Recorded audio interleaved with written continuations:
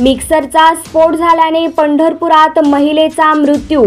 वंचित आघाडीची पुण्यातून वसंत मोरेंना उमेदवारी जाहीर। छत्रपती संभाजीनगरमध्ये दुकानाला आग, एकाच कुटुंबातील 7 जणांचा मृत्यू।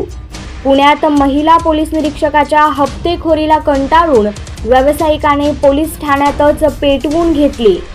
पिंपरी चिंचवड परिसरात 3 वर्षीय मुलीला मुलांनी विहिरीत ढकलून दिल्याची घटना। धुळ्यात लाचखोर LCB पोलीस निरीक्षकाकडे सापडले कोट्यवधींचे घबाड। सांगलीमध्ये ऊसतोड कामगाराचा अपघातात 4 ठार 10 जखमी। भाजप पंतप्रधान मोदीचा खत बॅगांवर फोटो, शेतकऱ्यांना खत घेणे झाले मुश्किल। सोलापूरचे तापमान 42 अंशावर पोहोचले। एप्रिल महिन्यात 45 तापमानाचा विक्रम होणार। आणि सोलापुरातील घातक कचरा कोल्हापुरात जाळला, ठेकेदाराला महापालिकेची नोटीस।